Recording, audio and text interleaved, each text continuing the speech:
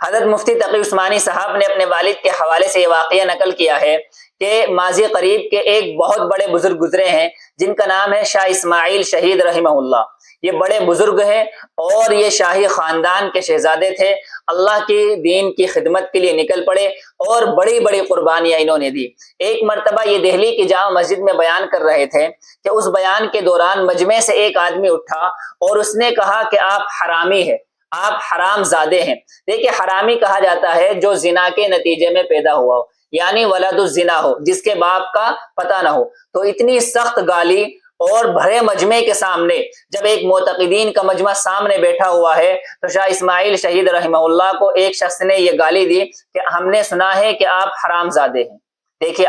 ہم ہوتے تو کیا کرتے ہیں، ہمارا تو پارا گرم ہو جاتا۔ اور آپ دنیا کے اندر بھی دیکھتے ہیں، کوئی بھی آدمی ہو، آپ بڑے بڑے ایکٹروں کو دیکھتے ہوں گے کہ وہ کانسرٹ کرتے ہیں اور ان کے پبلک کے اندر سے کوئی آدمی اگر ان کو گالی دے دیتا ہے یا کچھ برا بھلا کہہ دیتا ہے تو ان کا پارا گرم ہو جاتا ہے اور وہ گالی گلوچ کے اوپر اتر آتے ہیں۔ لیکن شاہ اسماعیل شہید رحمہ اللہ کو جب اس آدمی نے کہا کہ آپ حرام زادے ہیں تو آپ نے کیا جواب دیا جانتے ہیں آپ؟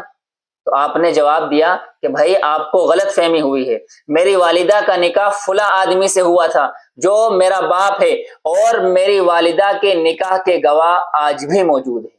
انہوں نے گالی کو ایک مسئلے سے بدل دیا۔ تو انہوں نے تانے کا جواب تانے سے نہیں دیا، حالانکہ شرعاً ان کو اجازت تھی کہ اگر وہ چاہتے تو تانے کا جواب تانے سے دے سکتے تھے، وہ کہہ سکتے تھے تو حرامی، تیرا باپ حرامی، تیری ماں حرامی، لیکن انہوں نے اس طرح کا کوئی جملہ نہیں کہا، کیونکہ انہوں نے انبیاء علیہم السلام کی سنت پر عمل کیا، اور انبیاء کی سنت ہے معاف کرنا۔ نبی کریم صلی اللہ علیہ وسلم نے کبھی اپنی ذات کا بدلہ نہیں لیا۔ کسی نے آپ کو تکلیف پہنچائی ہو، آپ کے شان میں گستاخی کی ہو، آپ نے کبھی اس کا بدلہ نہیں لیا۔ آپ اس کی مثال لے سکتے ہیں کہ جب آپ صلی اللہ علیہ وسلم فتح مکہ کے وقت آپ صلی اللہ علیہ وسلم فاتح بن کر مکہ کے اندر داخل ہوئے تو روایت کے اندر آتا ہے کہ آپ کی گردن جھکی ہوئی تھی۔ دنیا کے آپ بادشاہوں کو دیکھیں گے کہ اگر وہ جب فاتح بن کر کے داخل ہوتے ہیں تو پورا شہر ویران کر دیتے ہیں اور پورے شہر کی گلیاں خون سے بہا دیتے ہیں، پورے شہر کی گلیوں میں خون بہا دیتے ہیں۔ آپ نے بخت نصر کا واقعہ سنا ہوگا،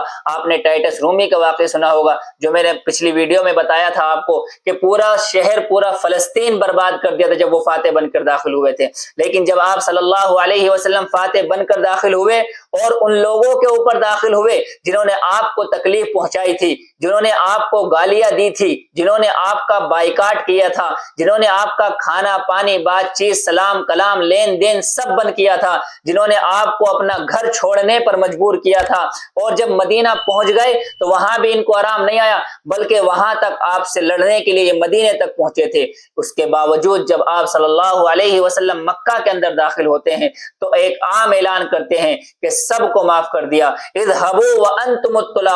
کہ جاؤ اور تم سب کے سب آزاد ہو، کہ جو حرم کے اندر داخل ہو جائے وہ بھی مامون ہے، اور جو ابو سفیان کے گھر میں داخل ہو جائے وہ بھی مامون ہے، جو اپنے گھر کا دروازہ بند کر لے وہ بھی مامون ہے، اور جو ہتھیار ڈال دے وہ بھی مامون ہے۔ آپ صلی اللہ علیہ وسلم نے ہمیں یہ اخلاق سکھائے ہیں کہ اگر کوئی ہماری شان میں گستاخی کر دے، کوئی ہمیں تکلیف پہنچا دے تو اس کو معاف کر دینا چاہیے، اور امید رکھنی چاہیے کہ اللہ تبارک و تعالیٰ بھی قیامت کے دن ہمیں معاف فرما دے گا۔ حدیث کے اندر آتا ہے حضور صلی اللہ علیہ وسلم نے ارشاد فرمایا کہ جو شخص کسی کی غلطی کو معاف کرے گا تو اللہ تبارک و تعالیٰ اس کی اس وقت غلطی معاف کریں گے جب اس کو معافی کی سب سے زیادہ ضرورت ہوگی، اور وہ قیامت کا دن ہوگا۔ اس لیے اگر کوئی آپ کو تکلیف پہنچائے تو اس کو معاف کر دینا چاہیے۔ دیکھیں، اگر آپ نے بدلہ لے بھی لیا تو آپ کو دلی سکون مل جائے گا، آپ کے دل کو تھوڑی سی ٹھنڈک پہنچ جائے گی، بس اس سے زیادہ کچھ نہیں ہوگا۔ اور اگر آپ نے معاف کر دیا